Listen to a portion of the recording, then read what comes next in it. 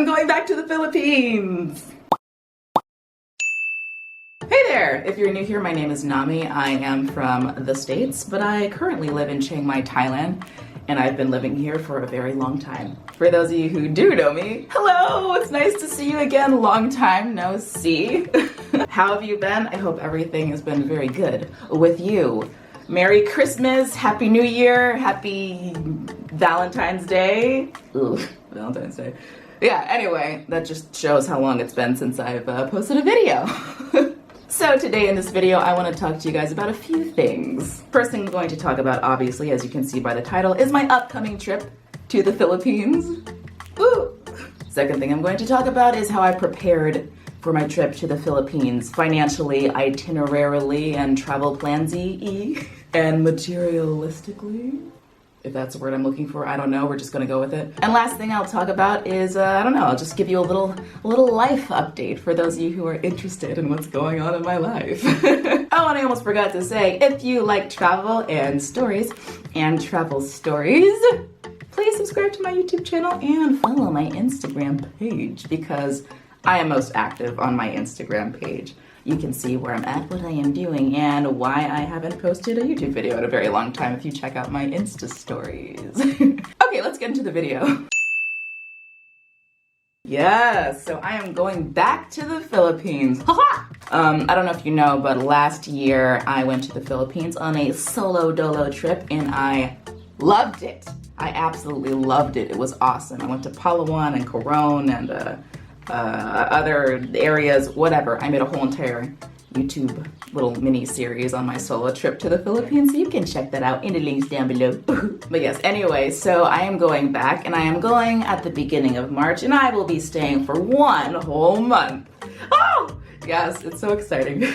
And this time I'm going to go to Siargao and Cebu. I don't know if I said those right. I am sorry if I butchered those names. So I'll be in Siargao most of the time, most of my trip, because, I don't know, so many people told me such great things about Siargao before I went on my last trip, and I didn't get a chance to go, so I was kind of like disappointed in my planning. But this time I am going, and I'm going to stay there for a very long time to see everything, and yes. And then Cebu, I'm only staying there for a couple of days because I don't know, I'm not really feeling the big city vibe at the moment, even though I know there's a lot to do there. But anyway, that leads me to ask you this. If you are from Siargao or Cebu or have been there, traveled there, what should I do? Can you let me know what to do? Do you have any suggestions or just anything I should look out for or whatever? I am so open to suggestions about what to do, what to see. If there's any little secret things you know about, I am down to hear and explore. I already know that Siargao is like the surfing capital of the Philippines, and you best believe your girl don't know how to surf. But you best believe that your girl's gonna try to learn how to surf, at least a little bit. I even bought like a one-piece bathing suit. I don't have any one-piece bathing suits, but I bought a one-piece bathing suit online and it's coming. Yeah, because I feel like if I wear a bikini while surfing, like, what if a wave comes and hits me wrong and then I wipe out, then I come up above the water and my bikini top is gone? Or the bottoms for that matter. String bikinis cannot be trusted in rough waters, okay?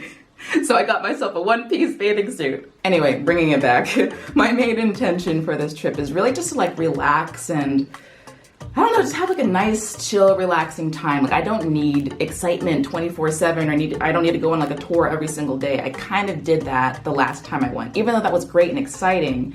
But I did feel like I was on the go a lot, which was fine. I was trying to fit everything in when I could, but this time I just want to kind of chill. Someone also told me that Siargao is awesome, but there's not really much there to do. And I'm like, oh, okay. Is that true? Is there not much there to do in Siargao? Let me know. But even if there's not much to do there, I'm fine with that. If there is beautiful blue water and beautiful trees and just great nature, oh my gosh. I'm okay, y'all. I don't need to do too much. Oh, and also for Cebu, what should I do in Cebu? I was thinking of doing the whale shark diving thing, but I know it's controversial, so I'm having mixed feelings about that. I genuinely am. So I'm not sure what to do about that. Oh man, when I was a little kid, I loved watching whale sharks on like the nature shows and stuff. They just looked so beautiful and calm and gentle, and I always thought like, oh, I'd love to swim with a whale shark when I was like a tiny little kid. So yeah, we'll see what I do about that. But yeah, what else is there to do in Cebu for like 4 days? Yeah, recommendations, please. Thank you. All right, next. So, for my trip, I have already booked all of my accommodation. I have a mixture of Airbnb, Booking.com, and a little fancy hostel. I know some people don't recommend booking all of your accommodation in advance, but that's like something I always do. I always book all of my accommodation in advance. I also book all my airfare in advance. I just like being prepared. And I've been saving up for this trip since October of last year because I also like to be financially prepared. Over-prepared, actually. Because, like, I don't know, there's nothing more uncomfortable than being financially unprepared while you're on vacation in another country. You know what I mean? Like, it's just very uncomfortable. It might not be the most uncomfortable thing, but it's up there. It's up there. It causes anxiety and stress when you feel like you don't have enough cash for your trip. You know? Anyway, I'll use that as a segue to tell you why I haven't been posting that many videos online. It's because I've been working to save up for this trip. Let me give you a rundown of my means of income and kind of my schedule that I was on. So I was working 10 plus hours a day, and I didn't really give myself that many breaks except for the end of last year. But within that time, I was teaching online for a company called Bibo, which is a company I've been working with since, I don't know, beginning of last year or before that now? I don't remember. I've been with them for a little while. But anyway, I've been teaching with them. Also, I got into voice recording, so I basically just record myself speaking or talking or reading some scripts, and this company uses it for their videos that they make. Also, some of you may know I am a freelance illustrator, and recently I've been doing portraits, CD covers, and book illustrations. Yeah, and I'm still doing those things, so if you are interested in hiring me for some work, such as a portrait or a CD cover or whatever you want, except for a book job, because I don't have time to do that right now before my trip, let me know. You know, I am still trying to save up money for my trip. Like I said, I like being over-prepared, not just prepared or under-prepared, you know. So let me know if you're interested. This is what my work looks like. You can DM me on Instagram if you are interested. I will be quickest to respond there. And lastly, also, if you do not know, I have a Skillshare course. I was supposed to have 2 by now, but I got caught up working with other things or working on other things, and I didn't finish my second one. That's so frustrating. Whatever, I've got a Skillshare course up right now. It's called Doodling for Beginners, and it is ready to be watched. If you have a Skillshare account, check it out. I'll link it down below. Also, I am sorry, I am shamelessly self-promoting right now, but you know, you can never be over-prepared financially for a vacation trip. What's wrong with me? I'm like so giddy today. Anyway, moving on. Also, travel plans, packing. I am going to take 1 backpack, and I am going to travel light because I swear every single time I travel anywhere, I overpack. So this time, a backpack, a few t-shirts, a few shorts, maybe a summer dress or 2, and mostly bikinis and swimwear. And of course, I'm bringing my laptop and camera gear so I can film the things and maybe edit some stuff while I'm there also. So yeah.